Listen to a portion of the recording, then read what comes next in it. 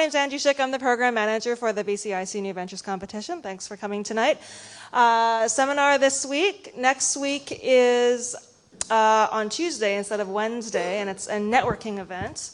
If you're a prospective competitor, which probably most of you are, it's free. So come have a drink, meet the community, and have a good time. So go to our website, newventuresbc.com, for details on that. Then 2 weeks from now, 2 Wednesdays from now, we'll be back here for our next seminar. I'm going to pass things off quickly to Dave Thomas from Rocket Builders, but first I am going to thank our sponsors who help deliver this program to you guys every year. So our title sponsor is BC Innovation Council. Our gold sponsors are Ernst & Young, Fasken Martineau, Vancouver Economic Commission, Van City, and the BC Bioenergy Network. Silver sponsors are BCTIA, SFU BD School of Business, UBC Sauder School of Business, and Progressa. And our bronze sponsors are Acetech, Web Names, VEF, Rocket Builders. Hi, Dave. He's Rocket Builders. Skyrocket, Spacecraft, Front Funder, and all our very, very happy partners in the accelerator world, Launch Academy, who else? Wavefront, Venture Labs, everybody. It's a nice community. So thanks to everyone. We'll take a break about halfway through, which Dave will introduce, and otherwise I'll pass it over to you. The Wi-Fi password? The Wi-Fi password, does everyone have it? It's probably the easiest way to get it now is we've got it written out at the registration table. Most people just take a picture of it, and then you can get it for the night. It's not intuitive. Okay. Thank you very much, Angie. Sorry, one more reminder is if you have a question, you do have to ask it into the microphone, so I will run it over to you. If you have a question, just put up your hand. Thank you. Great. Thank you. As Angie said, my name's Dave Thomas, and I'm the presenter this evening. We're really going to talk about product market fit and how does your product go to market? Or more than anything, how does your product you're building match the market? So one of the things I'd like to do is before we get started, just learn a little bit about who's in the audience. How many of you are with a company right now? Okay. How many of you are going to enter New Ventures BC? That's even better. Great. So if I was to ask you what type of company you're in, how many of you have a medical device or biotech type company? All right. Sort of. Sort of. Sort of. You're not sure? Okay. What about, let's say, bioag or something in the agriculture area? All righty. Clean tech. Okay. And then ICT, which is the broad term for information technology. All right. And of the information technology companies, how many of you are internet, pure internet plays? And then finally, if I were to classify you as B2C, business to consumer, how many would be business to consumer? And that goes across all the different types of disciplines. How about business to business? How about B2G? How about all of the above? That's good. Don't ever put your hand up. That's a trick question. It means you have no idea what you're doing. Good. All right. So just a little bit of background. This is how you can reach me. As Angie said, I'm with Rocket Builders. We're a consulting company that specializes in go-to-market. We do a couple of different things. If you are really bored one evening, you can look at a website called Ready to Rocket. It gives a list of some of the best tech companies in the province. So Rocket Builders has tracked all sorts of different tech companies. We put them in 3 different categories: IT, clean tech, and biotech and medical device in 3 categories. And we have a Ready to Rocket list, which is a list of companies that are in revenue, relatively mature by many standards. The hurdle rate for a lot of for the ICT and the clean tech list is you start with $1 million in revenue, and we will predict that every one of those companies will essentially double their revenue in the next 12 months. And our success rate is about 80%. In the biotech space, it's not quite as clear, but our success rate over the last 13 years is about 80 to 85%. We also have an emerging rockets list, which are often pre-revenue companies, and those are the ones that are of interest to angel investors or venture capitalists, and they're still at the concept stage every once in a while. Something that's really important is I have a hobby, and my hobby is translated into a small business, or we'll call it a company. How many of you know how to sail? The rest of you guys are all missing out. Like, what's wrong? You got to get out there and try this. So I run the sailing school at the Jericho Sailing Center with a partner, and in the summer we'll try to teach a lot of kids how to sail through school groups, summer camps, as well as adults. So we're one of the larger summer camps in the Lower Mainland, and involved in a partnership with another group in a very small sailing school in Shenzhen, China. So I will have to say to everybody who ever tries to do business in a foreign country, all the things I thought I knew about how to do business in China were wrong. All right, there's a whole bunch of things that are quite different, and making assumptions can be a real error when you're doing things. What we're going to do tonight is go through these topics. Understand how you do research, what are the different value parts of research, why you do it, how does the technology adopt it, how do you understand consumers? I don't know if it's totally possible, but how do you attempt to do that? And then we'll go into things like whole product positioning, pricing, and finally metrics, or how to use analytics to help you understand things. And one of the things that's occurring in the marketplace today is the idea of using analytics for everything from web traffic to anything else. Your ability to get very low cost, very high quality and accurate web analytics really helps drive companies forward, and it makes a big difference. The questions that you answer in round one, some of the topics we have today maps to these questions. Everybody gets a copy of these slides, so you don't need to make massive notes. It's on our website right now if you go to our news page. Okay, great. So really the key thing we're trying to do here is you have a successful growth company. And what are they? What do they look like? So they started with a minimum viable product. They figured out how to have a revenue model. And then at the end of the day, they have an accessible market with a really good engine of growth. And a revenue model is actually an important component. About 3 weeks ago, the Canadian Financing Forum was here in Vancouver. It's the largest and longest running venture capital event in the country. One of the panel sessions, the discussion topic was, why is freemium dead?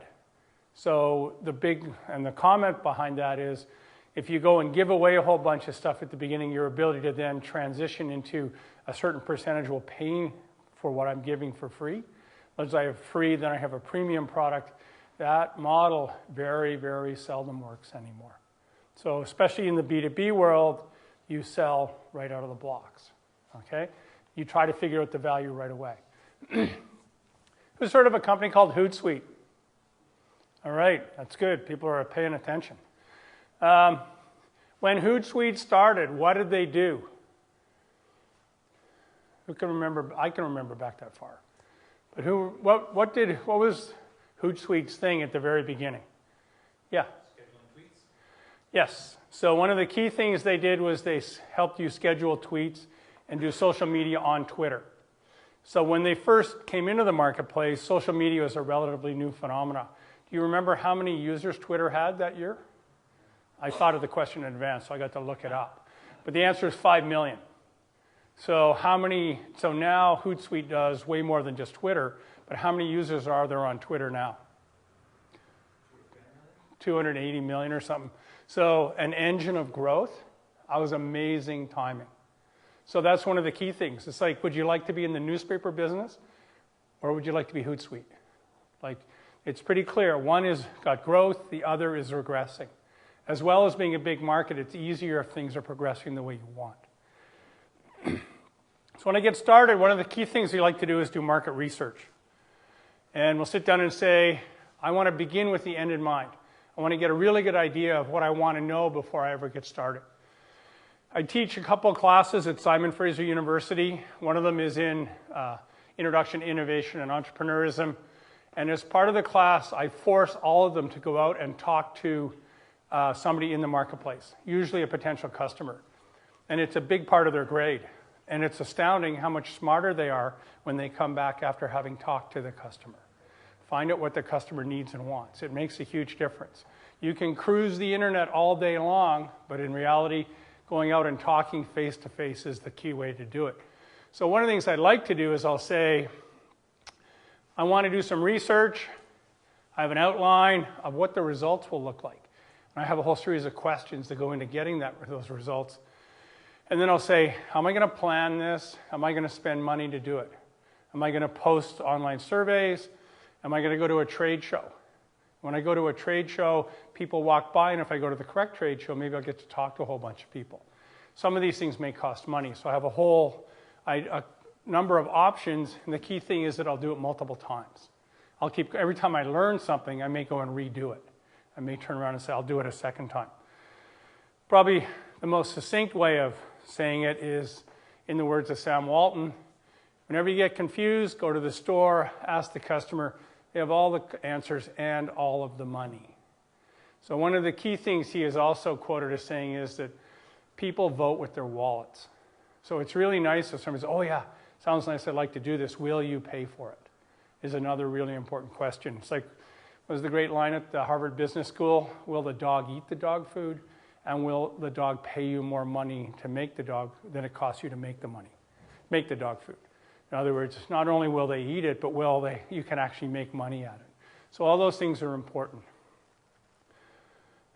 So when you're doing market research, you can do all sorts of stuff. You can go out and try to research how big is the market. All right? Are there specific trends?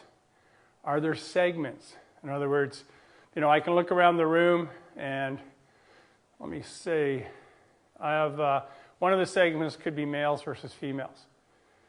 If I said one of the other segments is I see 6 people in one side of a 2-part segment and I see 31 people on the other side, might that be? What do you think the 6 represents? What does the 31 represent? Let me make it easy. Glasses. Okay, so there's all sorts of ways of describing segmentation. And there's pains. What does the customer need? Customer has a problem. But it also could be that there's a delivery problem. The value chain of how a product gets to you has pain in it, and maybe you can help solve the problem. So healthcare is a really good example of a whole delivery unit, which has all sorts of different players in it, that is restructuring to become more digital data. And as it does that, things slowly but surely become more effective and more efficient. And it's the value chain is changing. What the consumer needs doesn't change that much with the value chain and how it operates, and all the functional pieces really make a difference. So if I could come up with a magical solution for reducing waitlist times for surgery, you think people would be really pleased and happy to buy from me? They would be. But is it going to be just one thing that says do X, Y, Z? It's going to be changing all sorts of different steps in the value chain to make that come true. So I can also look at what are the customer requirements, what are the channel requirements, all sorts of other things that come together. So at the end of the day, when I do some market segmentation, what am I really trying to learn? What do people think? What are the things I'm trying to learn from doing that? Who's got an idea? Who's got a suggestion? Yeah. Understanding how customers would benefit from your product. Right. So that's good. I want to understand how they're going to benefit. What else would I want to know? Yeah. Identifying target niches. Yep. I could identify target niches.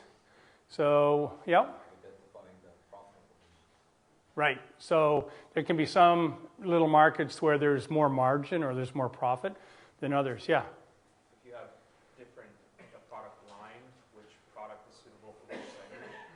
Right. And there's a reason for that. Tell me a bit more. Dig into that a bit more.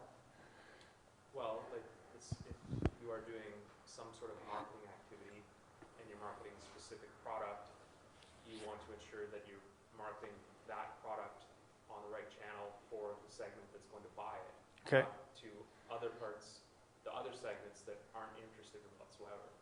Yeah, that's good. So there's 2 things that I'm looking for when I ask this question. And I think a couple of people came up with it a little bit of where's the profitable segments, but also what exactly is the value. So I can have a group of people that it provides a reasonable amount of value to, and I can have others where it's unbelievably valuable. It makes a huge difference. And the real thing I'm trying to figure out when I segment is what's the use case? So let's say I have a software product, or I have a medical device, or I have a brand new lawnmower, whatever it is, like an automated lawnmower. It could be anything. Exactly how will people use it? And if I can find the same use case and everybody's in a similar market segment, so to speak, one of the key benefits that I get as a company is I know exactly how to spend my marketing dollars. I know who to target, rather than saying, I could sell to, well, here's a question. How many of you think that you'll have as a target market small to medium-sized enterprise? You're allowed to put your hand up. I won't bite your head off. Okay, so when you do that, you'll have small to medium-sized enterprise. How many small to medium-sized enterprises are there in North America? Anybody got an estimate? It's approximately 12 million. So where are you going to start? Okay, so if you know that the specific use case is, you can discard all the people you don't need to try to sell to. That's one of the key things you're trying to figure out how to do. So the use case is one of the key components. So when I segment, I'm trying to figure out where I fit, how I do things. And quite often you'll get two different types of products that come into it. A segment will originate with the technology or the product, something new, totally different. There's one thing that as I look up, it's been around for about 150 years, but it's enhancing our lives this evening. What is it? It's artificial light, okay? Totally revolutionary product. A lot of other things are evolutionary. So I may sit down and say, I can produce a new version of something. It'll fit a nice niche market, and I can succeed really well. That's evolutionary. What are examples of other revolutionary products we've had in the last 20, 25 years? Who's got one that they find really changes things? Yes? Okay. I like the iPhone better. So I like the smartphone and the idea of a handheld computer walking around with you all the time as being the mobile revolution. And I see the watch as a really neat evolutionary product building on it. Okay, what else? Yes? Digital scanners. Okay, so things which will scan digitally and create digital stuff. That's good. Yes? 3D printers are neat, but they've actually been around longer than people think. Using 3D printers to make stuff is revolutionary, and that's pretty interesting. So you can go back and say things like the creation of the internet and the use of digital data transfer via email. We're actually still just seeing some of the benefits of the internet. It's restructuring all sorts of industries that we're very, very familiar with, and industries that are different. How many of you buy airline tickets online? Okay. How many of you go to a travel agent? Okay. So a couple of you still do, and probably do for a specific reason or two. 30 years ago, everybody had to go to a travel agent to get an airline ticket. So certain things have matured and changed.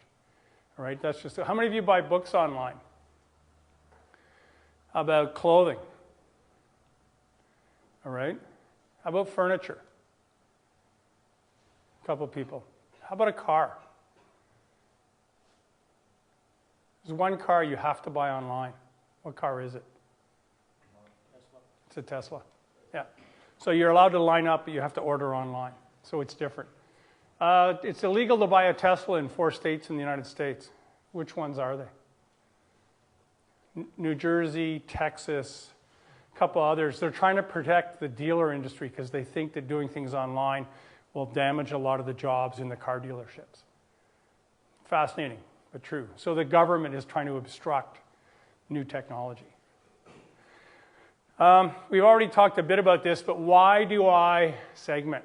The benefit to me as a company is if I know who all my potential customers are or who the people are that I really want to target, I can be way more precise in doing that. So I can do some general things, but if I can turn around and say, I want to target specific individuals, I can determine what are the best ways to do that. So quite often it means also that I build way less stuff. Okay? My product is smaller. It only meets the needs of a certain number of users at the very outset. I can get rid of some competition. I don't do what they do. I do just this. All right? If I'm successful in one segment, it allows me to migrate from one to another segment. It allows me to migrate sideways. And eventually, if I become a market leader or well-known, I get some of the benefit of being one of the leaders in the marketplace. I get marketing for free, something that helps me out a great deal when I do that. So all of this comes around to, a couple of the reasons. Why would I do this? Why is it really important, and what's the value in it? So one of the guys from Silicon Valley, Mark Andreessen, the way he puts it is, usually you have people, product, and market. You'll have three things. And which is the one that kills more companies? Is it the product? Is it the team? Or is it the market? And the usual belief is that it's the market, lack of a market. I don't find a really good product market fit. I don't find people who are going to buy exactly the product that I have. And a lot of people go, well, that's a product of the guys in your company not being smart enough. It's the people. Well, Silicon Valley Venture Capital tells you they can swap the people out at will. They can change them around. And quite often it still doesn't make a difference. So one of the venture capital companies that's from Vancouver that have been in the market for many years did what they call a loss analysis. So they had 40 companies they'd invested in over a period of a couple decades. In some cases, they put a lot of money into them. So they spent millions of dollars. Why did this company fail? And of the 40 companies, they decided that twice, and biotech is different because the product, true drug discovery is in a different category. But of the 40 companies that were in ICT, clean tech, other things, 2 of them, the product wasn't good enough. So the other 38, why did we fail? And again, sometimes they changed managers out and they tried to really revitalize the company. So most of the time they figured that they never really got to effective product market fit. They were able to say, we knew exactly who was going to buy the product, what the use case was, and why it was of value. So now, rather than me talk about this, I'm going to let you listen to one of the stars of this stuff. You want to do this? You know how to do this? I'm not a Mac guy, so I'll guarantee I've been messing this up. So we got a couple video clips that we're going to look at. There it is there. Perfect. I realized that this might actually be a fundamental problem with most startups, is that actually startups were burning money by starting sales and marketing and business and development activities either on the web or physically in the real world way too early. Because if you think about it, here we are in Silicon Valley. At least those of us physically here, not those watching on TV. But for those of us here in the Valley, we take technical risks with products all the time. Investors put huge bets on all of you to do innovative things. Anybody have any idea what percentage of startups fail because their technology fails? Any idea? How many think it's over 50% of startups fail because the technology didn't work? All right? Over 50%. Over 25%. How many think it's over 25% fail because technology doesn't make it? Turns out less than 10% of startups fail because the engineers were just wrong. Turns out most startups, and I'll leave life sciences aside for a second, most startups in every other field other than life sciences, over 90% fail because they didn't find a market and customers. Full stop. Big idea. Well, if that's the case, and go ask your favorite venture capitalist or next guest, and you're going to have a lot of them in this class and other class. Go ask them. If that's the case, why is it that we have tons of methodologies to measure and help us getting the product right, but no methodologies to help us get the stuff about customers and markets right? Anybody ever been in a company in product management or know what product management people do? There's some people in the back of the room. There's entire tool sets on how to manage technology risk. Tons. But there are almost no tools to manage customer and market risk. Well, think about this. You're an entrepreneur. I have a great idea. Good, let's go build it. Oh, good, let's go raise money. Oh, let's go sell it. You know what the next step is? Oh, we're out of business. Because most of us grow up reading these wonderful stories about all the people who made a ton of money at Google and Facebook and other companies that, like, these are great examples. Do you ever notice they don't bring in the people who you didn't hear about? Because you wouldn't come. How about bringing in the people who said, you know, I created my last 7 companies. Let me tell you why. You'd go, well, I don't want to be one of those. I want to be Google and Facebook. That's whose presentations I want to hear. Any idea what the ratio is between the Googles and Facebooks and other startups? You know how many companies fail every year in Silicon Valley? You might want to guess. You know what the ratio is? I'm sorry? Over 1,000 to 1. Now, one of the nice things about human nature is every one of you is going to be convinced that you're going to be Google and Facebook. You have to be, right? I mean, that's the passion of an entrepreneur. You have to be convinced, you know, those other 999 companies, they were just idiots. I'm much smarter than them because I have a better idea and we're cool. Okay. So Steve Blank is now teaches, because he likes to, at Stanford. Done a whole series of different startups. Look, Oops, he's still talking. We got a lot of blank disciples in here. How are you? Good, good. It's been a long day. Just Has stop it? it. It'd be Yeah, good. we've been teaching the heads of incubators and accelerators. Actually, that's good. We'll do that. The next one? Not yet. We'll get there.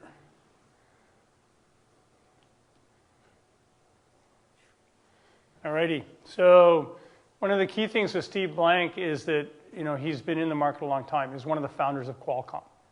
All right, and he'll tell you that he spent a lot of time building stuff and then trying to figure out if the market wanted it, rather than finding out in advance what the market wants and then building to what the market wants. It was interesting. I was at an event with him a couple of years ago, and somebody asked him, you know, have you ever seen companies that build something and then realize later they've made a mistake, but we're still able to find a really good market? And he said, well, actually, there's a couple of guys from Stanford who are working on something now, and they may succeed that way. He said one of the neatest things they did is they actually made a robotic lawnmower, so it would drive around your lawn and do all the other stuff. And, you know, pretty cool, really interesting, all this stuff. Their problem is competition from guys who make $8 an hour. All right, so, you know, it has to be an unbelievably inexpensive robotic lawnmower for people to buy it. But it also turned out that you could turn the robotic lawnmower into a robotic lettuce picker in the Imperial Valley in Southern California and try to pick lettuce. And it has a couple of different features in it, but apparently there's a lot more money in picking lettuce than there is in cutting grass. All right, so that's one of the ways of looking at it. So what you're really trying to do is understand how to take your ideas and your beliefs, your hypotheses, and turn them into reality. So every time you talk to somebody in the marketplace, or maybe a channel partner who sells to your target customer, or somebody else who understands the market, you're getting closer to having the proof of what exactly you need in the market. So large companies, the Microsofts, the Googles, the IBMs, they all execute on a business model that's well known. They can predict revenue from year to year. They can do all sorts of different things. Small startups, they iterate and they search for a business model and a target market that they're really going to be able to establish themselves in and grow. So the idea really is you have a choice. And one of the foremost angel investors in Vancouver says when he meets a new early stage company, he puts them in 2 categories of you're supposed to build, measure, and learn. And he says, is it a company that built something, they ship it, or they try to sell it and see what happens? Or is it a company that built something, they predicted what they thought would happen in the marketplace, they shipped it, they went out and measured the results as much as tried to sell. And then they repeated it and then tried to see what happens again and again. And his statement is that if it's somebody who is testing the market repeatedly, always trying to get closer and closer to product market fit, he's interested. If it's somebody who just ships it and wonders what's going to happen next, he tries to end the meeting as fast as possible because he doesn't think there'll ever be somebody he would invest in. It's one of his filters for stuff. But one of the things I'd like to do is also give you a really interesting example. Let's see if this works. So the audio on this one will take a little while to come up. Where'd the cursor go? Anybody here old enough to remember Next computers? All right. How many of you, anybody own one? No. So one of the statements from Apple is that they build revolutionary products and they make markets. Well, in the olden days, Hi. They did it like everybody else. For those of you that don't know me, my name's Steve Jobs, and this is the first of one of many chalk talks we're going to have this year together. The subject of this one is really important, which is who is our target customer, why are they selecting our products over our competition's, and what distribution channels are we going to use to reach these customers. A lot of light bulbs have come on over the last 90 days. I've had the good fortune to be with a lot of you out in the field, meeting customers, getting firsthand information as to what they're doing with our products. You have fed a lot of information to the management of this company, and we've done a lot of thinking and looked at the data, and all of a sudden out of this data, some very, very important things have come to light. I want to share them with you today. We've had historically a very hard time figuring out exactly who our customer was, and I'd like to show you why. When we first look at the workstation marketplace, it looks something like this.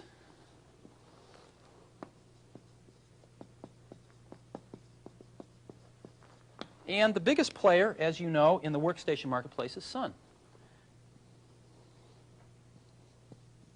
Second biggest player is HP Apollo. Third biggest player is DEC. And IBM with the RS-6000 is now in the game as well.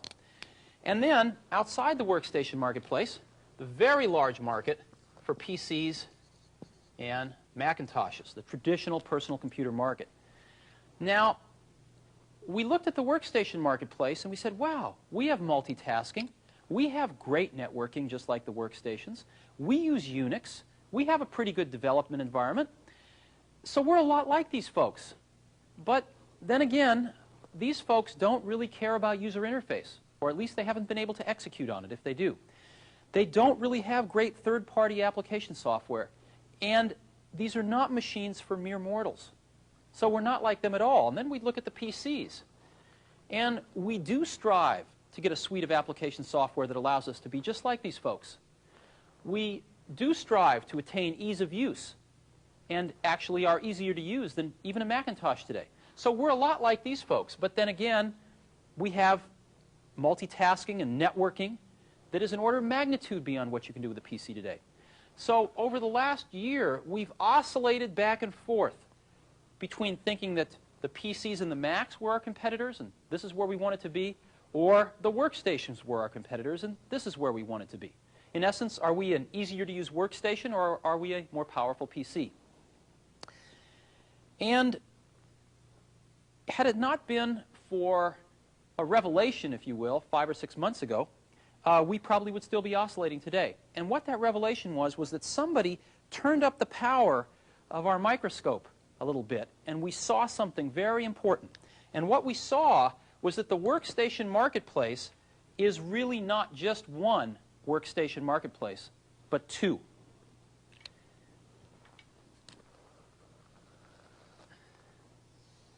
There's the traditional half, which is what we've come to know and love, science and engineering, which does indeed look just like this.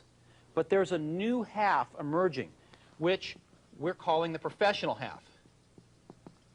That is, professionals that are not scientists and engineers who want the power of workstations. And inside this marketplace, there are several sub-markets.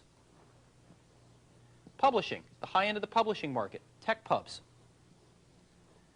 Medical, a lot of database-driven applications. Higher education. et cetera, et cetera, et cetera. Legal markets in here. Many, many markets are in here. And what's very interesting is Sun is the only company that seems to have eked out a beachhead over here. And our data says that in 1990, Sun sold around 40,000 computers into this market and had about an 80% market share. So the entire professional workstation market in 1990 was about 50,000 units. And Sun had the majority share.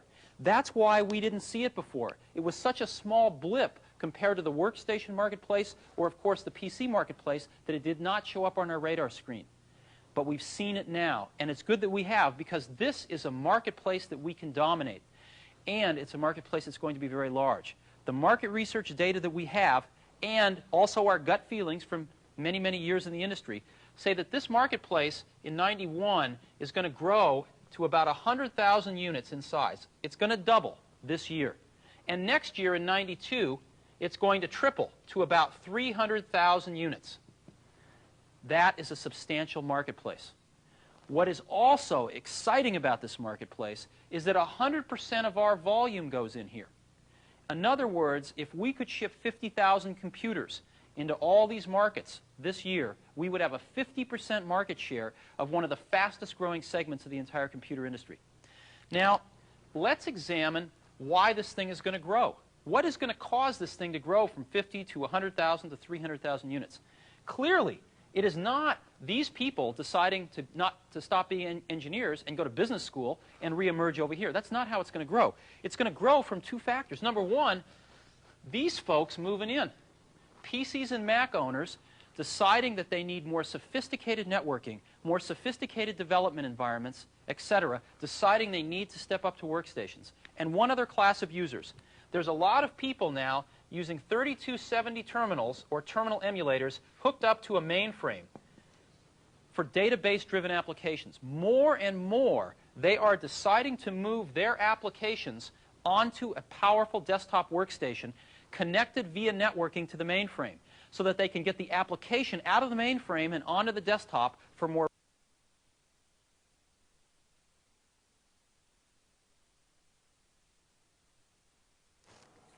So we'll stop it there, and we'll take a listen. He did all the right things. It sounds like product management 101. He knows exactly what the use case is. He knows that there's an engine of growth, 50 to 100,000 to 300,000. He knows which segments will use it, and it's still the same segments as Apple has today. So graphic designers, higher education, a number of different vertical markets. Where will I go first? How will I market to them to sell? And is there enough growth in here to justify this stuff? So again, all the fundamentals. What he knows from industry, market research that he's getting from his sales staff, everybody else in the industry. Couple things. So all the companies that were selling in those days, are any of them still around? Not really. They all just disappeared. Like Sun was bought, so same with a lot of the other guys. So the market has changed. What happened to Next? Anybody know the history? Yeah? Apple acquired them and got Steve Jobs back.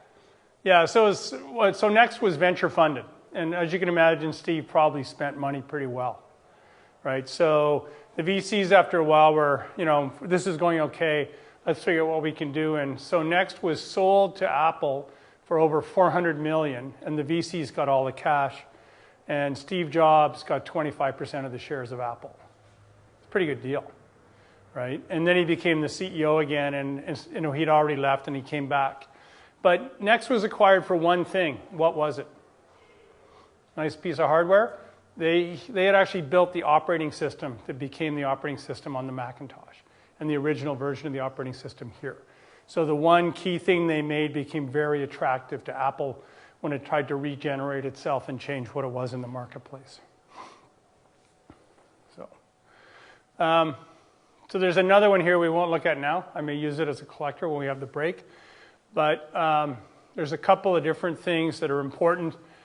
And when you turn around and say, I'm going to go and sell to people, you need to do a bottom-up forecast. I'm not going to go and get 5% of the marketplace. Okay? I'm going to get X number of customers. So getting customers is like being pregnant. It's either 0 or 1. All right, so either I have 1, I've sold, or I'm not. A percentage of something really means that you don't know who exactly the customers will be. So projections that are bottom up are far more valuable than top down. So when I look at revenue, it's I have a number of leads, what percent do I close, times my price equals my revenue when you're doing your projection.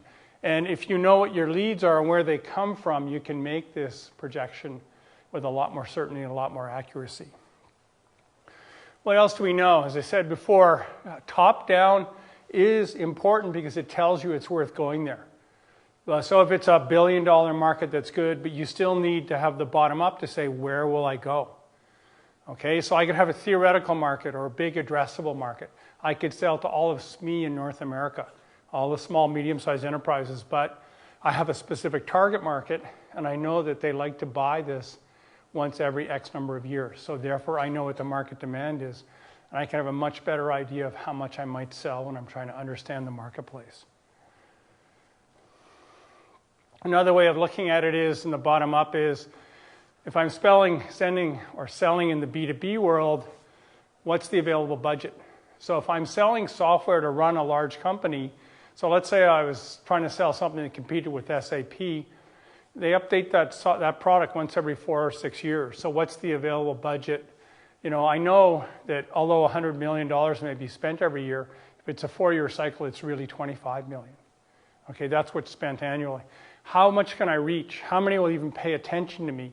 How many can I convert into somebody who I would consider a potential customer, and how many customers can I actually win?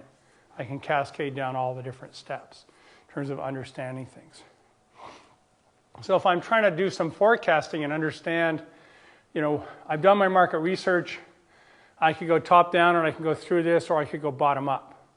And it's a lot easier for an established company to do this. I said earlier at the outset, I run a sailing school. I can't really tell you how things will change around a little bit in terms of the revenue, but our revenue is up or down somewhere between 2 and 10% annually. So it's now a stable business that, you know, I wouldn't say runs on autopilot, but it's a very well-known marketplace, and all the other things are very stable. Totally different than something which is different, so, or something that's new and a bit of a change. So again, when you want to do something, target a single niche market segment and must-have value proposition, identify the segment where you're going to go and dominate, and eventually you maybe will go into adjacent markets. So like all other smart entrepreneurs at the sailing school, we decided that we could do e-commerce. You know, why not? We're like everybody else. And we thought that if we were smart guys, we could go and sell a whole bunch of sailing clothing, because everybody who comes for lessons, maybe they'd like to buy something and all that sort of stuff. So we became a Helly Hansen dealer where you could buy the nice jackets, the pants, all the other accessories and everything else and things like that. So it was good. How many jackets do you figure we sold in the first year of doing online e-commerce as one of the bigger and better sailing schools in Canada? Who's got a number? 70? I wish. Okay. Who's got another number? It's probably, what? 10. I wish too. We sold 2. First year. It turns out that people come and buy services from us. We're not known for being a retailer. The first person we sell the jacket to was a lady in Denmark. And you're like, Helly Hansen is right there. Like, you could go to the factory. What's going on? Like, there's a problem here. I don't get it. But it turned out that the tax rate is far higher in Scandinavia than it is here. So therefore, it's cheaper for her to buy it. We had also thought that almost everybody who bought from us would just pick it up when they came for lessons. So, of course, I went to the store, and all the margin we had, I lost when I had to mail it to Denmark. Okay, so there's a whole bunch of things you can do. So over time, let's put it this way, over 2 years of being totally incompetent, we have figured out that the headpin product for us is sailing gloves and maybe sailing shoes, because they're hard to find, and if you sell the right things, that's what people want that's unique. They can buy a jacket anywhere, but it's somewhat of a specialized product. So we now really only sell 3 things online because they're actually something that supports the business. And it took us a long time to figure out what the market we can attract online really wants to buy. Okay. So For New Ventures BC, one of the key evaluation pieces is, are you sure about the market opportunity is attractive? And how and why will you win, or is it unclear? The companies that do well usually are able to convince just not themselves, but the people who do the evaluation why they're going to win in the marketplace. So if you have customers, that's great proof. If you're pre-customer, then what the customer wants is a really good way to have the proof that you need. And what you're trying to do is go from, when I'm an internal focus, I know what my product is, and then I can turn around and translate that into customer value.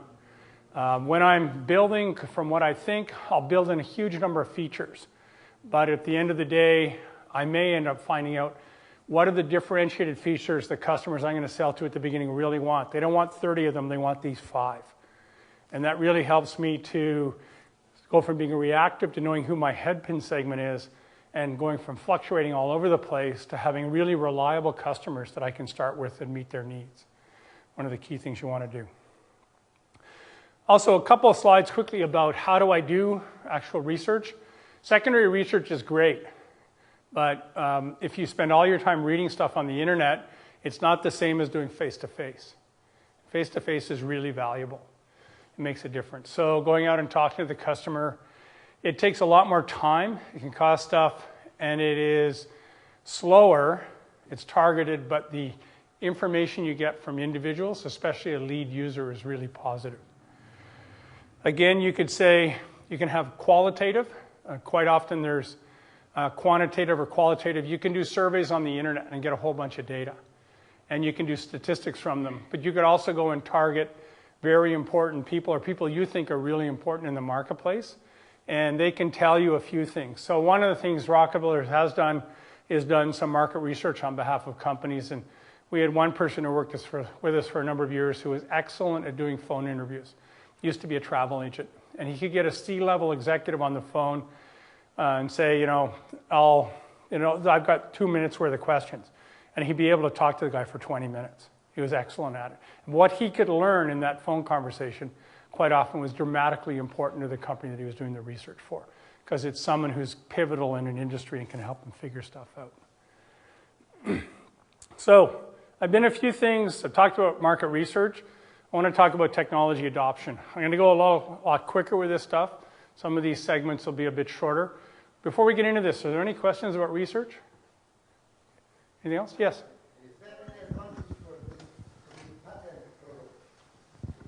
patent on the product, the success of the product?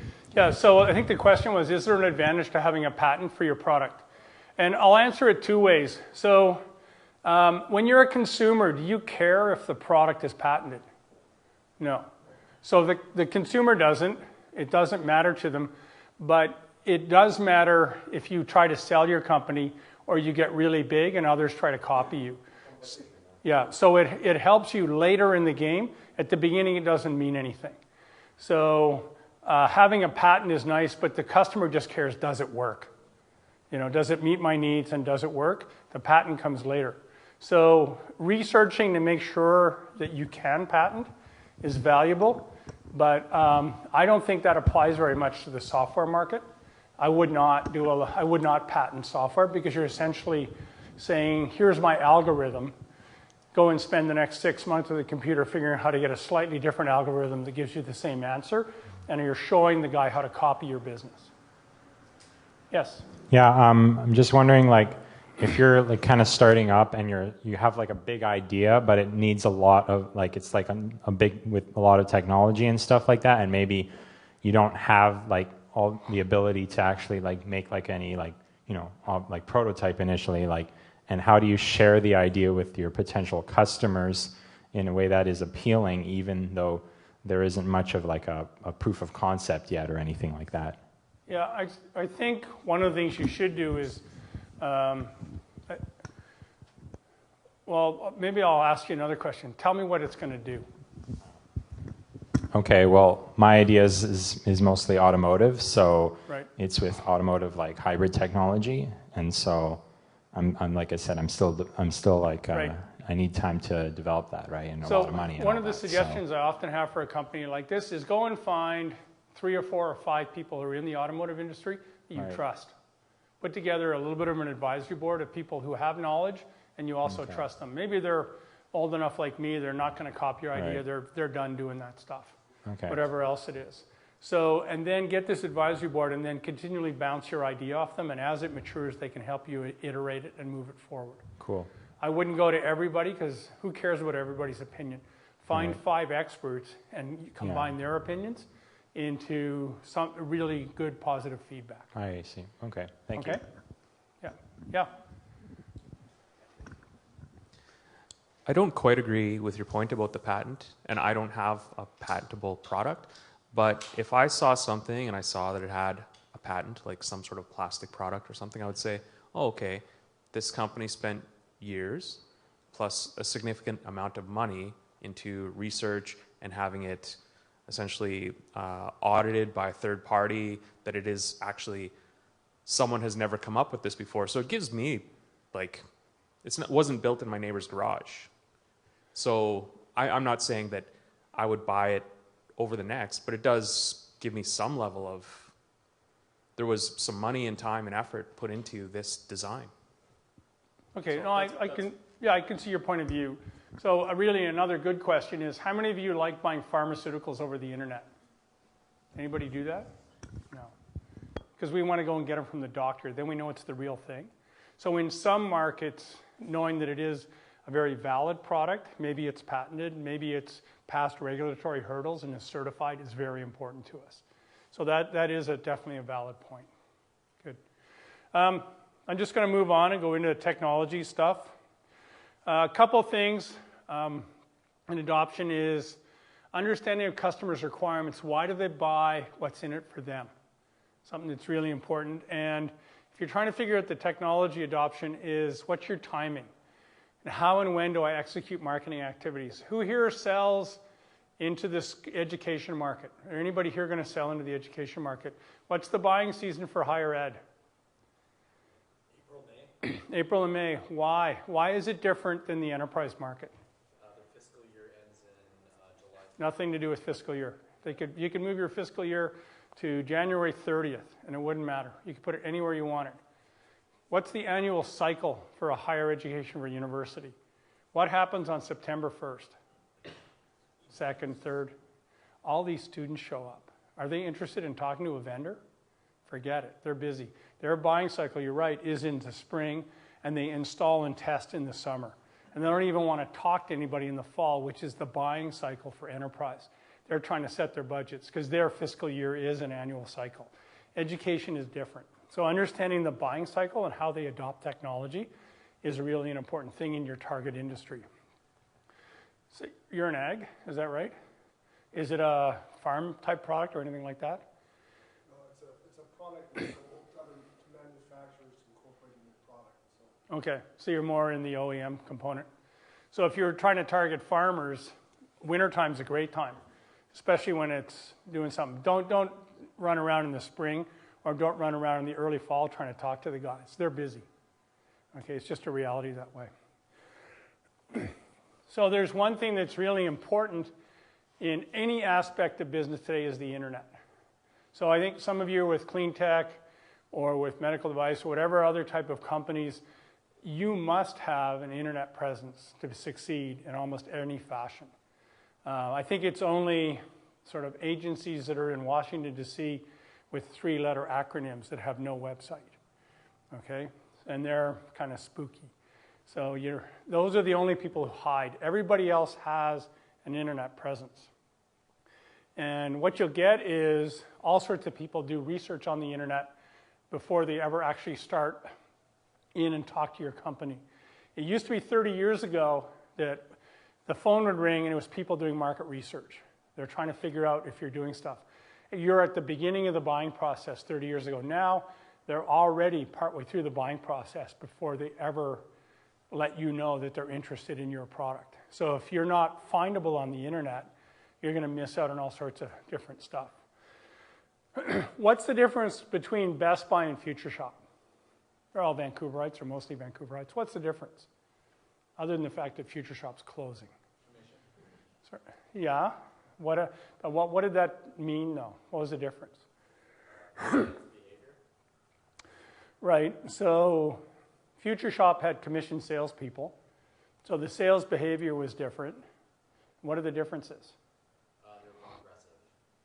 Right. So the sales commission, so the sales guy at Future Shop was able to give you a discount. He was taking it out of his commission.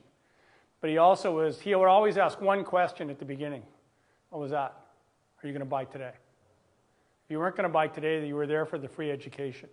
So it turned out that a lot of the people who went to Future Shop went there because they got market information and education. That's what they like to do. So what about Best Buy? What's the difference between Best Buy and Future Shop? Do you get education from the guys that work at Best Buy? Does anybody here work at Best Buy? I did at one point. Okay. If I get insulting, don't take it personally. So the key thing at Best Buy is that the majority of the customers have gone online, figured out what they want to buy, and Best Buy is for fulfillment. So they'll walk in, they'll avoid the Walmart greeter who's trying to give them a flyer at the front door. They'll go into the section where they're looking for the product, they'll find it, they'll do a quick scan of the shelves to make sure they didn't make a mistake online and there's not a special deal that day. They'll take it, they'll go to the cashier, again they'll avoid all the other stuff. They'll buy it and they'll go home. So it's really almost like a fulfillment shop for them. So it's very different buying behavior from the customer. And Future Shop closed because you got a lot more people who shopped online, did their own market research. You had fewer people who needed help to decide what they buy. So the internet phenomena has changed buying behavior. You had a question? Yeah, so over time it's changed. Over time, so there's way more Best Buy kind of people. Like I'm a Best Buy person. I look online, I know what I want, I'm gonna go get it. Okay? In the B2B world, what you'll get is very senior people are involved at the beginning. What are our needs? What do we need to do? And then a lot of the other people will figure out who the potential vendors are, who are the potential customers, who are the potential companies I can buy from. So anybody here been at, worked in business to business where all of a sudden a company phones up and says, I'd like to learn about your product? Anybody had that role? Yeah? Where on this graph do you think that is happening? What do you think? What step? Is it here? Yeah, it's here. Okay? They've already figured out a whole bunch of stuff, and it's right at the end. And actually, nowadays, they're confirming what they think. Okay, they've done huge amounts of online research, watched all the demos, watched all the videos. They're confirming what they think. Okay? So the senior person and the person who does that is probably a relatively junior person who's just building the list. They're not the decision maker. The decision maker comes back after it's been purchased to see, did I get my money's worth? All right, so they show up at the beginning and they show up at the end.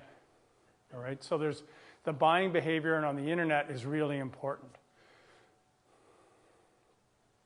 One of the things I want to do is understand the buyer's process. So in your chosen market, how does it work? How do they go out and buy stuff? So pretend you're the buyer, all right? Well, how do I go find potential solutions? Do I go to trade shows? Do I look on the internet? Do I look in the Canadian Tire catalog? What do I do? All the different things I could do. Put yourself in the buyer's shoes. What's their process? If you don't have your segmentation, you don't know who you're targeting, is this easy? It's almost impossible. So the more you know about who your potential target segments are, the easier it is to follow this. And when you sit down and say, if I'm searching something in the buyer's process, these are the things that happen. Right at the beginning where they're aware, they're considering something, finally they're deciding, different parts of how I judge solutions will change. How I look at stuff and how I measure things will work differently. So at the beginning, they're looking for goodness of fit. I'm shopping for something. I go to all these software sites. Let's say I want to buy a CRM package. I could get Salesforce, but it's expensive. There's some that are free. There's a bunch in the middle. What do I do? Okay, I shop around. At the beginning, I just want to know, does it fit? And then near the end, you get the nobody ever got fired for buying Microsoft. All right, you buy the brand name at the end. It has to have a solution, but when in doubt, I'll reduce risk and go with the known vendor.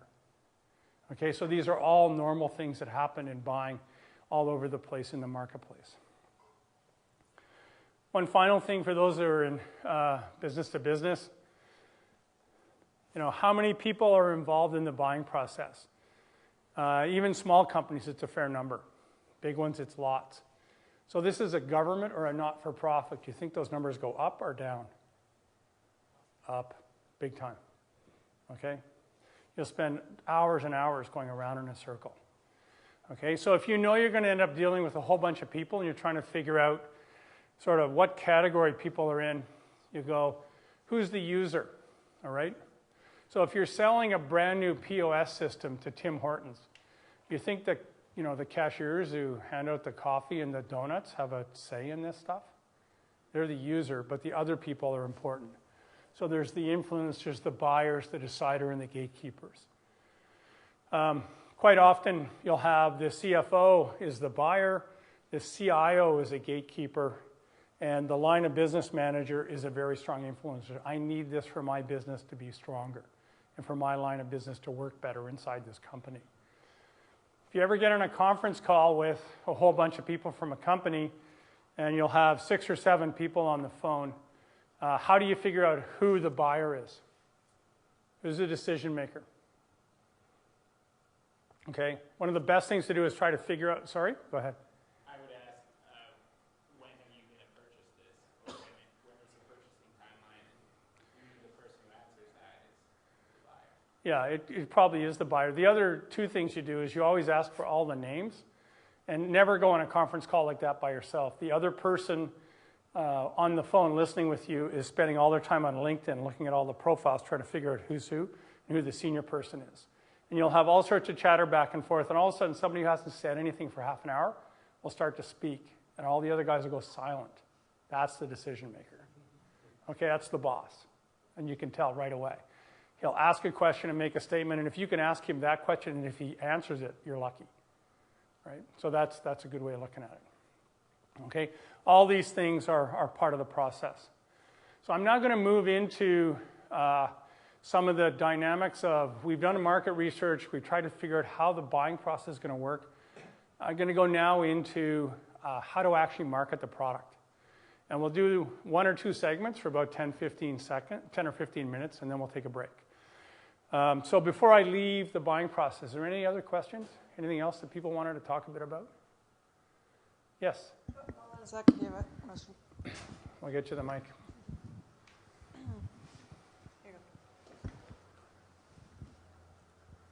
Just working with governments, they all have to go to RFP, and I know that some companies try to be really clever and try to bypass the process, but then as soon as it goes up the chain to council or the mayor, and if there's any kind of PR associated with it, it goes back to RFP, and then what you may have done is given them, just educated them for free. Can you comment about the RFP process that you have to go through? So we usually suggest 2 things, with a request for a proposal or a request for quotation. And RFQ is better than RFP, because proposal you are educating. Or request for information is even different. So if there is a request for information, it really tells you that you're probably into a 6 to 18-month buying cycle, and it will take a long time to do this stuff. We suggest that you would then spend a lot of time trying to help them write the request for quotation and write it for your company. So all the big companies do this. And if you have your account manager isn't confident you're going to be in the final 2 or 3, I wouldn't even bother with it. Okay? I think, does that answer the question a bit? Yeah, I just I work in government, and I quite often when I get companies coming to talk to me, I say just keep moving on with your business and just stay in touch. We don't even know when we're going to go to RFP yet, but sometimes they get really excited about the fact that they'll take a meeting with me, and right. I'm just telling you, if you ever talk to a municipal government, it's great that you've had a discussion with them, but it can be, I'm talking 6 to 18 months, I wish, with some of the projects that we work on. It can be like over 2 years, and by that time the mayor's changed, right? So yeah, so I didn't go B to G earlier on, but selling to government is hard. Selling to the U.S. government, if you're a Canadian company, is essentially impossible. You have to have a partnership with a U.S. company. The U.S. government will only buy from a U.S. company. So then you have to have a partnership with Lockheed Martin or somebody else who will immediately take 20% off the top. And so it's a very distinct buying process. That's just how it works. Okay, let's move on. We'll talk about whole product. And the concept here is, what are the things that are all part of your product? So it's the physical product, the software, the associated other pieces, everything that goes into it. So how many people here have an iPhone? Okay? So how many people have a Google phone? I could spend hours asking you the differences, and to be truthful, it doesn't matter. Actually, how they function, which one has the best radio, which has the best camera, all the other stuff, is almost irrelevant. It's the other parts of the product. And somebody used an example earlier on of the iPod was a revolutionary product. It was revolutionary, but one of the key value propositions was the fact that it did everything, okay? And a lot of the time as a startup, one of the key things you have to figure out is that you don't have to build everything. You can partner to get a lot of this stuff. And then it makes it an awful lot easier. So which pieces of the pie are you going to make? What are you going to get from somebody else? So even if you're Apple, you sell via Best Buy. Best Buy helps you in the marketplace. It's a good thing. A bunch of different things. So it helps you decide what you're going to do, what you'll get from somebody else. It'll help you understand the customer requirements, and it'll devise a whole series of different things that are like that. You know, if I turned to somebody and said, you're going to build everything in a really technical product, they go, oh yeah. And I go, oh cool, you also build your own version of Microsoft Office? And you know, they'll go, no. Well, when in doubt, every once in a while you can buy off-the-shelf pieces or components that make everything an awful lot easier. Okay, if you build a really good whole product and you partner properly, it actually makes it easier for you to protect yourself in the marketplace. If you have partners that help you, their brand and their strength helps you as a differentiator. So we look at some of the different examples, and this comes right out of Crossing the Chasm by Jeffrey Moore. So core product, it could have all sorts of stuff, software, hardware, you know, pre-sales, post-sales support, peripherals, all sorts of other things.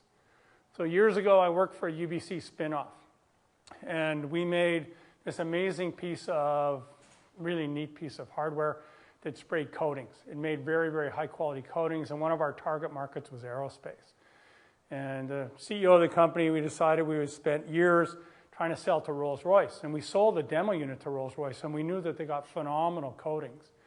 And then they didn't go and buy a bunch for production. We couldn't figure it out. It's like, what's the problem here? Why is this not happening? And after 2 years of being really frustrated, we finally gave one of our engineers was going over for some reason, and we gave him an unlimited alcohol budget and said, you figure out why they aren't buying. And he phoned us one night, it's 3 o'clock in the morning in Scotland. And he goes, one of the guys here said that unless you have a customer service rep who's within 12 miles of their factory, they won't buy from you. We're like, what?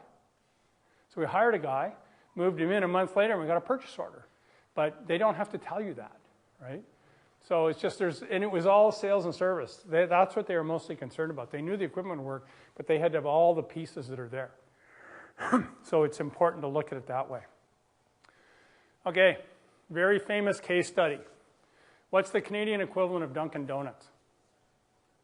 It's Tim Hortons. So it's, you know, Starbucks versus Dunkin' Donuts. So a number of years ago, Dunkin' Donuts thought, you know, we got to figure out how to compete with these guys from Starbucks. Let's figure out the difference between the two companies, and let's, you know, see why people like one over the other. We'll do some comparison and stuff. So the way they did that was they took 100 Dunkin' Donuts people and they gave them a Starbucks gift card and said, go to Starbucks for a month. And then they gave the Starbucks guys a Dunkin' Donuts card and said, go to Dunkin' Donuts for a month. At the end of the month, what percentage of the people do you think switched? Who's got a number? 10%. Okay, we got 10. I've had 0 twice. The answer is 0. Like nobody switched. The comments were the best part. Okay? So the Starbucks guys, well, you go to Dunkin' Donuts and there's guys wearing cat hats. And, you know, and they have all these Formica tables. And they sell all these donuts that are coated in sugar and blah, blah, blah, blah, blah. And the coffee comes with a plastic lid, you know, et cetera, et cetera. And, you know, just not my thing. And then all the Dunkin' Donuts guys, they're like, Well, you go to Starbucks, and first of all, you have to sit on a sofa. And then they can't even sell you a small, medium, and large. And one guy's comment was, he says, it's like spending Christmas with people you don't know. And it turned out that it's all about the atmosphere. It's not about the coffee itself. So in this case, the whole product is all of the other things that people go there. And the two buyers are from different tribes. That's the word they described. You know, one group values certain things, another group values different things. So they're quite different in the way they do stuff. So in the whole product. So when in doubt, ask yourself, whole product questions. What else needs to be purchased at the same time? You know, if you have a mobile application, it's very clear that the company using it on a smartphone has to have a data plan from a carrier. You know, what else has to be there? You're not going to build your own data plan. Who do I partner with to get that in their hands? What additional hardware, software? Will they get the return on investment with just my product? Or maybe they won't get the return on investment if they buy all the pieces. In other words, it's not good enough. Okay, you have that aspect to it. And then, how does this impact your sales process and your customer satisfaction? And how do you market the whole product? What are the things you can do to advertise? So one of the things we tell a lot of small companies, especially in the B2B space, is if you're partners with Microsoft or with Google or with Apple, this is actually beneficial. So being in the App Store isn't the same as being a partner of Apple's or being a partner of Google's if you're in Google Play. But if you are one of the B2B software providers that they take into a lot of the specific trade shows for something, it makes a huge difference to you. There's a really interesting company out of Edmonton called Shobi, and they're one of Apple's premier partners, and it's an example of how that type of partnership and the whole product totally changes their approach to the marketplace. All right, so at the break, I'll pull up Shobi's website, and if anybody wants to talk about it, we can do that. So the idea here is make sure everybody knows that you can meet the full solution and that you have all the different pieces that are there. And how do I contact the customer to make sure they understand that and I build the reference base? Okay? I think we'll take a break. Before we do that, are there any questions about whole product? Anything else? Okay, let's take a break. Okay. Well, I have a question here.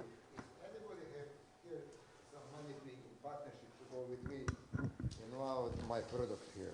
I got invention on tell you what, let's come on up here and we'll talk about that. Okay? Let's take a break, guys. 10 minutes. Okay, let's take a 10-minute break. Okay. So this is the fun part, or gets to be more the interesting part of product marketing. So my wife drives a very safe car. What type of car does she drive? Prius, Chevrolet, Volvo. It's a Volvo. Okay. For years, everybody said it's a Volvo. Volvo hasn't won a safety award in over a decade. It actually, Kia is #1 for safety now. But, my wife is Scandinavian, got to have one of those things. Instead of Volvo being safe, I just think it's code for very expensive replacement parts. Okay, so there's a whole bunch of things in positioning. So why will they buy from us versus the competition? And it's managing the product and its presentation to put a predetermined place in the mind of the customer. You could also say it's market segmentation plus competitive differentiation. Okay, it's differentiated. People believe in it a certain way. How many people here who have an iPhone would never ever change? Okay, there's a couple of people who are totally attached. I think you're irrational, but we won't get into the details of that. Okay, so it's just there are certain affinities people have, and that's what they believe in, and it's an important thing to consider. A lot of that is a function of positioning. A couple of other definitions. Okay. Certain status within a market. And this exists in people's minds. Why does it work better? Yo. I just have to tell you why I like my iPhone. It's okay. It's one of those sort of, No. And I wasn't trying to show off. I was just trying to say that there's the reason is because of GarageBand. Well, I'm a musician, and it's just you can just plug into it. And otherwise, I don't really care too much about it. Actually, it's kind of too much swiping for me, but... That's what I thought. Okay, so here's a trivia question. Which smartphone has the best radio and the best sound quality? It's the BlackBerry. Any other questions? Okay. All right. So what you're trying to do is create competitive advantage by having the right type of relationship with what people think and what they believe in. All right. It's not features of the product. It's a bunch of other stuff. Who are my partners? Am I different from the competition? Maybe I have better service and support. The sales cycle is different. I have really good distribution partners. And the fact that I'm available in Best Buy, Visions, all sorts of different retailers, then it validates my product. Okay? Pricing. All these things are better. My whole product has all the pieces in it. It all comes together in what's my product positioning. How many of you with your new startup, your new product and stuff, intend on entering the market with a low price? Okay, let me start over. Don't do that. Okay? So I have the best product and a low price. You see the contradiction? Okay, I have a really good product and a low price. They are two different things. Okay? One of the things you do is you take all the things and you sort of fit, where do I fit in the marketplace? All right, so I cannot go and contradict my messaging with certain things that don't make sense in the market. If I look at the process, I do my market research, I know what my segments are, what are the demographics, and remember, if I say I'm going to sell to all females under the age of 35, I'm using Statistics Canada data. That's not the same as knowing exactly how young females will use my product. If I know what the use case is and where I can find them, it's different than demographics. Demographics are surrogates for data you can't find. Okay? So then I competitively differentiate to figure out what's my marketing plan, where do I target, how do I launch my product, how do I reinforce it in the marketplace, and then how is my positioning resonate with people all the time? What are the things I do? What are the messages that people hear? All the different pieces that come together. So there is a really neat template. You can ask yourself a whole series of questions. So which customer do you sell to? What's their need? What does our product do? How are we different? How does our product meet all of their needs? And then how do I position myself at the end? And I can go through a bunch of stuff and say, I'm answering the questions on the left and making these positioning statements. Right? So I can sit down and say, okay, for who our product is that unlike our product differentiation is. And each one of these statements is different. Don't say our product has green knobs and blue knobs and list all the features. That's not what you're doing. You're saying what are the things that are important to the customer. Okay, so you can sit down and do it. So let's take a look at a couple of examples. So what do people think? You have to be a certain age to remember this. How long in advance of the product launch do you think Apple wrote that? They wrote it a full 2 years in advance. They knew what the product was going to be and what they wanted it to be before they ever launched it. Who bought one of the very first iPods? Who had one? How much did you pay? $400. Actually, you were probably in the second batch. Yeah. First set sold for almost $700. Okay, so you look at the one at the beginning. For mobile, high-income individuals, you go, no. We all think of it as the mass music player. Everybody could have one.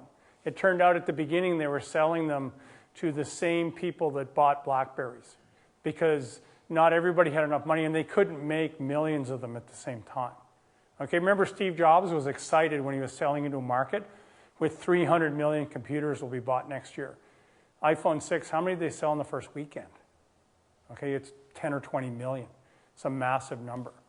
So the key thing here is they went into a market segment that they could sell into at the beginning and the people had enough money. Tesla is doing exactly the same thing. They sold to people with a lot of money at the beginning. Now they're coming into the marketplace with the mass-produced car or the cheaper version or the less expensive one. what's the real difference between the $115,000 and the $35,000 car? Most of us don't care. We just know which one we can afford. All right? So you go through all this stuff. What's the real differentiation and the real value prop? Okay. I remember I have 2 kids. I bought one of them an iPad. I bought another one of the clones, a Rio or something. And I spent a whole evening of my life trying to get 2 albums put on that thing. And you had to have a PhD in computer programming to succeed, and I threw it away. So it turned out that everybody was so desperate to get something that worked on the internet, they would pay for music the second time that they already owned. Okay, so iTunes was one of the key differentiators and key value propositions. It wasn't just a hunk of hardware, it was an easy way to get the music on it. All right? Starbucks.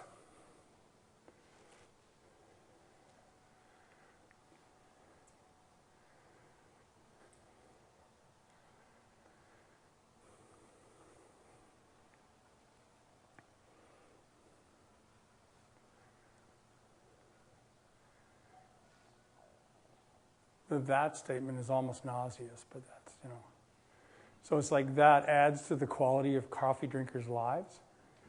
Okay, so they're really, but you read this, there's nothing about the coffee. Not one thing. It's all about all the other stuff. It's about the positioning, who it's for, all the other stuff. He does one thing that's excellent here is he compares it to the old way of doing things. Okay, drip coffee was the old version. All right, so it's really hard for you to go and say, my new product is great as this. We're way better than IBM. Everybody goes, oh, crap. Forget it. It isn't that way. You can compare yourself to the old way of doing things. All right? You can say, instead of using Excel, you can use my new business intelligence tool. Yes? Well, Stephen, I think the thing is that all Starbucks did was just took a culture that was already successful in Europe in every mom and pop shop and made a brand out of it, which is barista coffee. Mm-hmm. Yeah, no, it's true that they did something which we now in hindsight can look back on, but they decided there was a market to do this in 1985. So it's an intriguing thing. One of the best ones is there's a venture capital company in Seattle called OVP, and on their website it has the ones we missed because they get pitched all sorts of stuff, and sometimes they decide to invest, and sometimes they decide not to. And they actually invested in Starbucks at the very beginning. And they were pretty busy because they're trying to help with Howard Schultz figure out what to do. And another entrepreneur came in and pitched them about this online way of selling stuff, and they said, sorry, we're too busy, and did not invest in Amazon. Okay, so it's, you have choices and all the other stuff. And they're actually pretty good. They put that on their website. So, FedEx, what's the positioning? So these guys have really done it really well with a tagline, and it's actually on the door. Okay, the world on time. What was the very original FedEx tagline? This goes way back when they first started. Apparently they've had almost 35 of them over the years. The second one apparently was when it absolutely positively has to get there. Because at the beginning they were, we're the overnight courier that will get your stuff where it needs to be. Then they became, we'll get it anywhere in the world on time. And now they own certain office supply stores and stuff. We're now the outsourced, office supply company. We can do everything. Okay, so as they grow over time, their positioning and their tagline grows with them. Does that? Anybody remember these guys? Okay, very clear. You see the image, you know exactly what the positioning is. Okay, it resonates with people right away. I'm a PC, I'm a Mac. Okay. So there's an exercise you can do. Write this out for your company. All right, say who's our target segment, who needs, our product is that. If you're having trouble with people understanding you, put the product at the front. Okay, so if it's not sure, so every once in a while, somebody will pitch at an investor event or maybe at New Ventures BC, they'll go in and they'll say, just tell us about everything. They'll go through this, and partway through, somebody will interrupt them and say, I don't know whether you're hardware or software. Okay, put the what is the product at the front so they know exactly what you do. Okay? Yes. So for the customer thank you. For the customer segments, so what if you are the customer, the user that you're targeting, it's not the buyer? Right. So, well, I still think, though, that you would have the positioning statement for the user because the buyer may be a financial buyer. Let's say it's the chief financial officer in a company. But the positioning statement has to say what is the value to the user and to the company that acquires it. So if you have any type of a smart buyer, they have to understand who they're buying it for. So maybe, let's say it's a children's product, and you're targeting the parents as the purchaser. Still describe what it does for the child. The parents will understand that that's fine. Okay? You know, there are examples where you can say this enables the parent to do that with their children. So you can get a little bit more sophisticated. But when in doubt, it's about the use case. That's the key thing. Okay? So if you have really good positioning, it'll do a whole bunch of stuff. And there's a lot of stuff on this slide. I'm not going to go into detail. But for the customer, it's credible and it's relevant. All right? So every year at New Ventures BC, I always get, we're the only company that does this. And I'm like, I don't believe it. Because most of you are still concept companies. You're not doing anything yet. Okay? And if you say nobody else in the world does exactly what we do, well, there's probably a whole bunch of substitutes that are close enough that, you know, you shouldn't say that. Because that also is code for I really don't know. And that's not a good statement to make. Okay, is it relevant? Is it unique? And will it endure? Is it going to do sort of stuff? And then finally, there's an acid test. Okay, can the competitor's product name be substituted? So a lot of times companies will send me stuff, and I'll take their positioning statement, or I'll take what they do, and I'll feed the whole chunk of the paragraph into Google, and I'll search on it, and I'll go find a page on IBM's website, which is almost identical. You go, you know, if you have a choice between this little company and IBM, who are you going to buy from? Probably from IBM, right? So if you can put your competitor's product name into your positioning statement and it sounds right, it means that yours is not precise enough and not differentiated enough. You got to work on it. So there has to be a relationship between the reason to buy and the key differentiator. People buy because you do something a little bit different than everybody else. That's one of the key things. Okay? Anything about positioning? Stuff. Okay, I'm going to go on to pricing and value. And let's move into this one. So common pricing issues. How many of you know exactly how you price your product? Boy, knowing how to price it is an interesting thing. Is your price too high or too low? How does your pricing model compare with the industry, with your competition? There's a whole bunch of stuff. Pricing, a lot of the other stuff is, you know, you can be quite scientific. What's the equation? How do I figure it all out? Pricing is a little bit more of a black art. And price is totally independent of your cost. They should in no way be related. Okay, so all you Apple owners out there, people I don't understand, if the price went up $100, would you still buy a new one? Yeah. So it has nothing to do with their cost.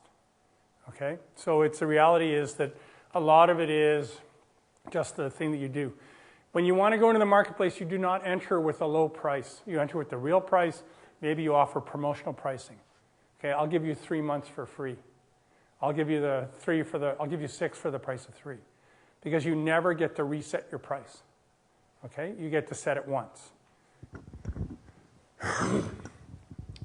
I've put some thought into that as well, and the challenge I see with that is that if you are going to do that, and let's say you have a once-a-year sale or something, people will wait for that. People will think that they're only willing to buy it when it's at that price. So I have done some other reading about it, and they say rather than debase the value of your product, add something additional value for that certain time period so that it doesn't devalue your existing product.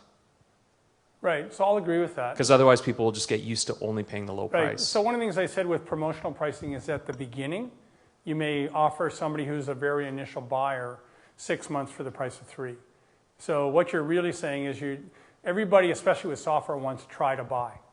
Okay, I'll try it. If it works, I'll continue to pay for it. And they do that. So that's very different than saying, I'm going to enter the market at $50, even though I know eventually I'd like to have my product priced at 100.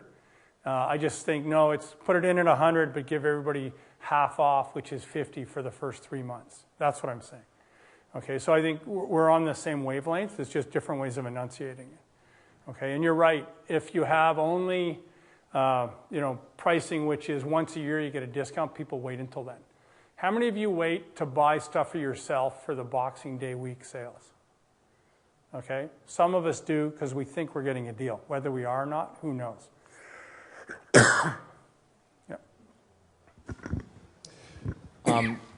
Isn't one of the worries for new products when coming into the market that they're going to potentially price themselves too high and out of the market, and maybe that's why they would enter with a lower threshold?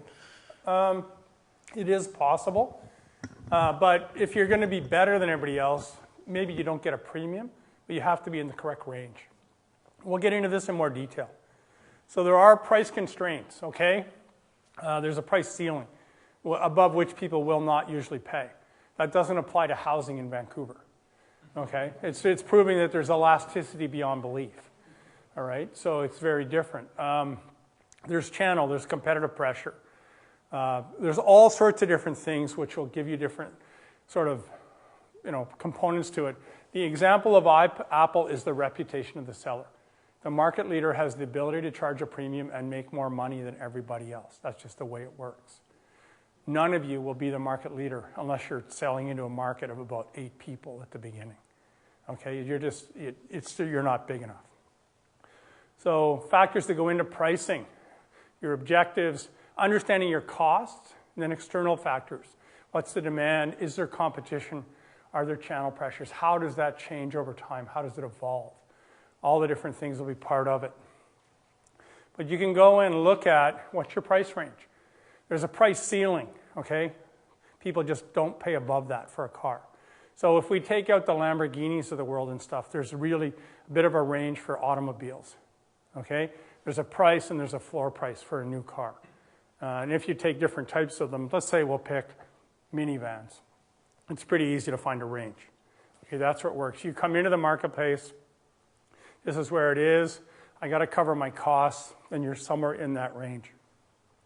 But what you get in most companies is the idea of your differentiated value. What do you do better? And there's no way that you do everything better than your competition. All right? So you look at it and say, what are the positive things for me? What are the negative things for me? All right? So, what's an example of something that might be a positive differentiated value for a new product? Something that people do or something that might work for somebody. What's an example of something? Easier to use. Sorry? Easier to use. Right, so maybe it's easier to use, okay? Traditionally, new products they do one of two things. Let's say you're selling business to business. You're either going to sell a product to somebody and it reduces their cost. So when it reduces their cost, there's value to them. Or it makes them better in the marketplace. Salesforce.com makes other companies better in the marketplace. So, I reduce cost or I increase your revenue. I do one of those two things. And you can figure out how they all go back and forth, stuff like that. So there's negative differentiated value. So maybe my customer service isn't good. I actually have to do that. So an example would be if I go to shoes.com online, I can look at an infinite number of shoes right away. I can buy them. There's all sorts of positive things. I can do a little bit of comparison shopping, and I get a reasonable price and it's shipped to my house. Okay, what's the negative part? You don't get to try them on. So shoes are a little more finicky than clothing. We'll always accept, whether the hem goes to here or there, I don't mind, but if the shoes don't fit, you send them back. Okay, so there are, apparently with Zappos, it takes 2 or 3 tries to get the right size. So Zappos has, for them, shipping is a huge part of the cost of their business. So there's always positive and negative drivers in the price. So I'm going to do an example now I had a guest speaker who is going to come this evening. It's a company called Near to It. And unfortunately, they're doing a big launch with a customer on Friday. So she's unable to be here today. But I'm going to show you some of the research that was done for them in a certain marketplace. And we'll go through that and we'll talk about it a bit. Their product enables you to go into a museum or an art gallery or maybe a shopping mall or perhaps a university, and they use these iBeacons, these little things, which will communicate out and contact your smartphone. So in a museum, when you walk around, different parts of the display have different iBeacons on it, and it gives you on your smartphone. Let's say you're going to the King Tut exhibit over in the museum, Natural Science Museum, was in Victoria a couple of years ago. You could read all about King Tut and this one. The next time you go to another station, it's on your smartphone. All right? So when you think about it, this is different than those plastic headset things you wore when you were a kid when you went to the museum, right? They're different. So you can try to break it out and say, okay, museum technology value drivers. So you got small museums, medium and large, how many visitors per month they get, what's the average cost of a ticket. And you can do simple math to figure out how much money each one of the different categories of museums might make each month. So if my technology is better, I can make it so people enjoy the museum more and they're more likely to be a repeat visitor. And the student group went out and actually did a whole bunch of surveying of museums and people, and they came up with a number of somebody who uses this technology is more likely to come back 22% more. So that's a positive value driver. It drives the value of that product up. They'll refer to their friends, 11% more. Think about it. You get all this info on your phone. You can post it on Facebook. You can send stuff to your friends. You can use social media to push it out. So there's benefits to the museum.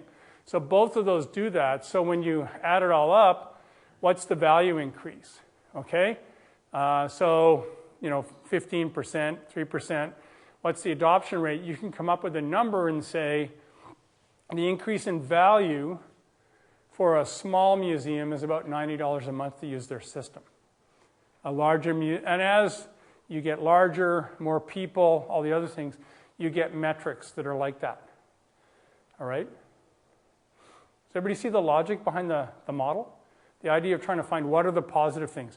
You could also say, for example, that if you do it right, you could advertise onto the smartphones that there's a gift shop, where you could maybe give people a coupon to buy something in the gift shop. But some of the small museums don't even have one. So in the absence of, we all think of the aquarium and the planetarium, but they're actually in the mega large category. Okay? So you do that, and it's really hard to say what's the value. So if I can come up with a value number, I can't charge exactly that amount, but I can charge something less than that because I give some of the value to the customer and I keep some of the value as the vendor. All right, I do those two things. But what does it tell you? There's low value in the museum and gallery segment. We haven't looked at the cost, but at $90 a month, they have to install hardware all over the place. Can they sell to the small museums? No. Okay, so forget about cost plus. It tells you that for them to succeed, they need to sell to the bigger museums and they need to sell to the ones that can afford their product. Or they could change and go to another segment which has more money and gets more value out of that type of product. Yeah? Oh, I'm just curious. I was going to ask the revenue model. So their customer is the museums. It's the museum. And it's the big museums. Is that is that scalable market? Well, what this is saying is that your customers, one of their segments could be larger museums, but it's saying that it's not every museum. It's not the small ones. It may not be as many of the medium-sized ones are there. So one of the conclusions you may draw is that this market is a very small market, and it's not super scalable. But if they could do shopping malls and they could do university campuses, they could do far better. Okay? So, there's a whole series of things that this helps you make a decision. When I look at this, I go, there's not a lot of money in this, so maybe they've done a little bit of work in this sector, but rather than now spend, let's say they went and raised $100,000 and spent $100,000 marketing to museums, I think they'd be wasting their time. Okay, go and find another target segment where there's enough money for you to succeed. Okay, they'll still do some of this, but they'll be very selective. Okay. Right, so your pricing methodology, a whole series of steps. Go all the way down, decide what your model is. Trust your, you can go through all the different pieces that you want to do. Finally, there's a whole bunch of errors that people make, okay? So if your differentiated value is not clear and the customer doesn't understand, then it's really hard for you to charge a higher price. Okay, most of the time we work with people, we find they go, our solution costs $4,000 a month, it's good. Our first customer, it saved them $5 million. We're like, your price might be too low. That sort of thing. It's like, if you understand the value, you can price it differently. Okay, so you don't acknowledge that there are negative value drivers. Okay, so I can have a really interesting new smartphone, but I'm not Apple. So I have to discount the value that I provide because I don't have the brand name. Okay, every small startup does not have great brand name. Okay, so you have to discount it and say, I'm not one of the major players. I have to fight my way in. That's a negative value driver for me. Okay, my strategy is inconsistent. Maybe I don't have a lot of execution capability, or I'm not able to communicate it effectively. This is pricing. I'm going to move on now, but any questions about that before I go? As I said at the beginning, it is a little bit of a black art. Because if I came to you and said, I got this neat new product, would you like to pay $5 or $10? What would you say? Okay. Is that a reliable answer? No. Okay. If I come to you and say, I've got this product, it's sort of like other stuff you've used, what sort of value would it provide you? And what's it like? Okay. And you go, this is really good. To me, it provides as much value as my accounting system. Which one do you use? I use QuickBooks. I can go look on the web. He pays $50 a month for QuickBooks. I get a surrogate of the value that might come for the product by asking questions around it. If you ask direct questions about what price you want to pay, you always get the lowest number. Okay? Okay. So the pricing, like as a startup, is the first product that we don't really know how much we should pricing. We go with the pricing that we think is correct. Normally, after you get it to the market, you may find it may not the right one. What company do? They adjust the pricing or? Well, no, I think what you want to do is go and put all the competitors on a graph of where they are on the price. Okay, call it value on one side, price on the other. Figure out where you fit. So am I a mid-market product or am I a high-end product? So Tesla has sold high-end sports cars at the beginning because they can only sell small volumes. Every one of them, their cost of production is going to be high. If I try to sell cheap versions, it's not going to work. I have to sell the high, expensive ones. So there's a lot to be said in the business-to-business world of selling to Fortune 5,000 companies or selling to wealthier consumers because they can afford to experiment. Okay, they're going to afford to buy something that doesn't work. And the fact that it didn't work, they can still absorb the financial loss. Yeah. Yeah. I guess in terms of like pricing, I've been thinking about also whether or not I should be valuing in factors like whether or not I'm going to make a profit off of a sale, or whether if I'm going to lower it to a certain price below what it costs to the value of all the products that it costs in total, would there be a chance that if maybe I did sacrifice a bit of that profit margin, I would still gain enough back in sales with the customers, right? And then and if it is a higher price, maybe for some customers, if they do have a budget, maybe it makes more sense to kind of give them maybe either a discount or a payment option, like a monthly payment option kind of thing. Well, let me suggest two things. Almost all products now are sold on a subscription basis. They're sold with a monthly recurring revenue model. What you'll get two things that are important. One of them is that you'll have a certain cost to produce your product. That's the physical cost of the product. And if it's software, copy 105,012 costs almost nothing because you've already sold 105,011. So that's all right, but you will have a cost of acquiring a customer. So your first 10 customers are going to cost you a lot of time and effort to get them because you'll have to go out and sell to them individually. At some point, the value that you get from the customers has to exceed your cost to acquire them. Otherwise, you're bankrupt. Okay, so you can say, I'm prepared to get more customers, and I still wouldn't go and have a discount price at the beginning. I would offer them, 6 months. I would do all that sort of stuff, but I would be very clear and model where you think your cost of production is going to be. Because if you get that wrong and your cost never decreases, you're bankrupt. Just a few minutes to 9, so I'll let you keep going. A few minutes to 9, we're going to keep going. We are doing, Stephen Forth will be here to talk on pricing a few weeks later as well, so there'll be more on pricing. Yeah, so my partner, Stephen, a lot of these are his slides, is one of the foremost experts in pricing in North America. He'll be here to go through this in detail. And if you think I'm good at disagreeing, he's excellent. Okay, so that's good. I'm just going to touch on social media very briefly, go through a couple pieces. They are not all the same. They all do different things. Any company that is selling on the internet needs to have a presence on social media.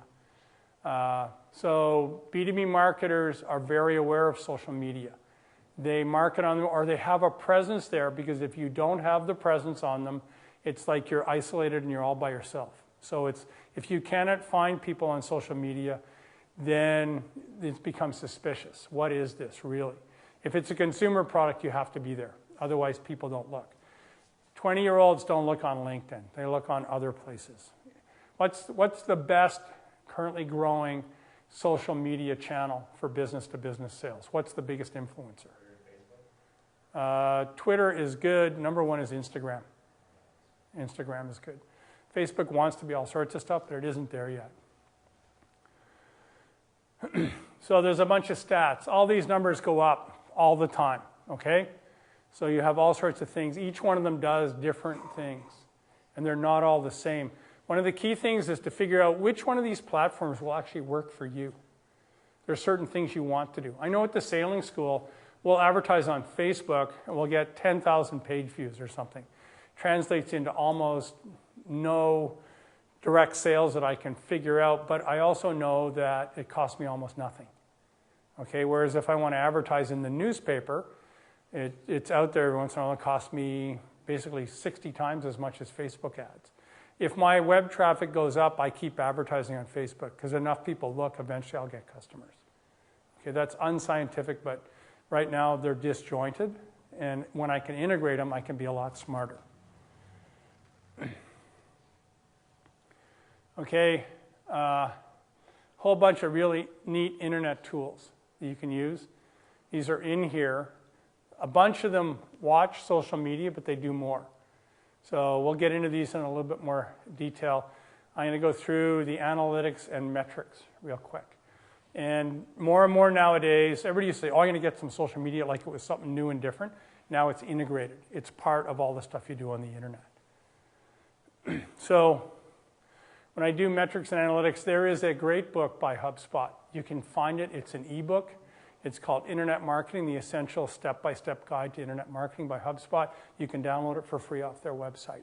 You have to tell them who you are and all the other stuff, but this is a very good resource for anybody. And when you get it, it's a very good step-by-step thing. So what does it do?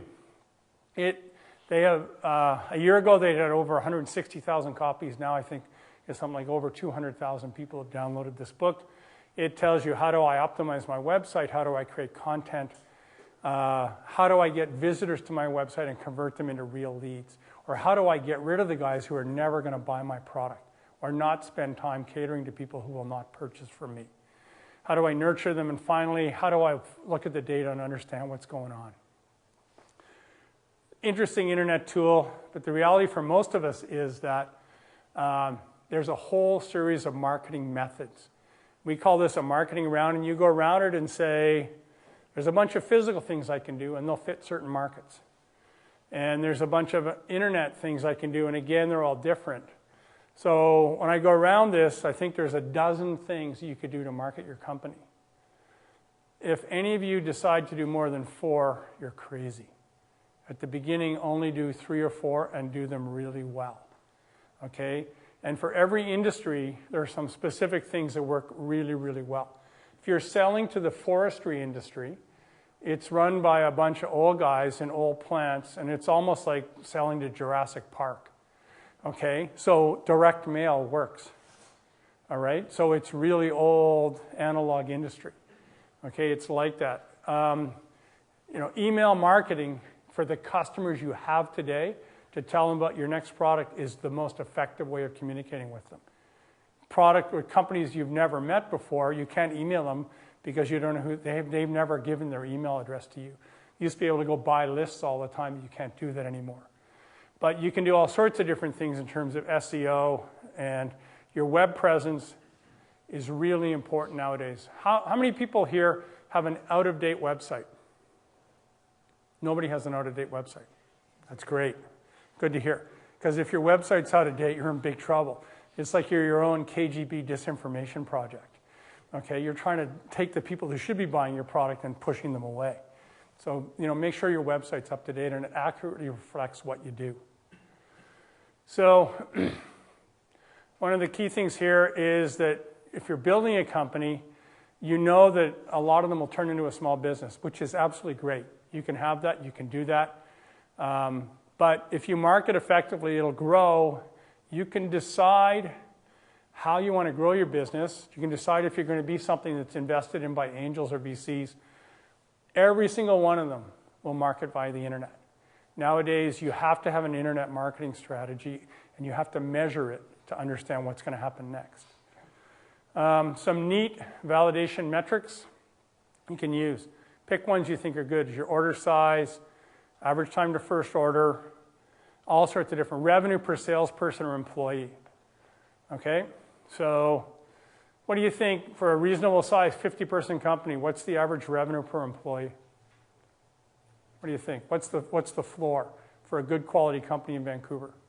50 employees. How much revenue do they have to sustain themselves? $10,000 per employee? These people don't eat food? Per year? Yeah, per year. To me, it's a minimum of 100,000, probably closer to 150 grand. So a 50-person company that's going to succeed has to have 5 to 7 million in revenue just to sustain itself and grow. Otherwise, you can't attract people who have stable jobs. So that's just a really good way to look at it and stuff like that.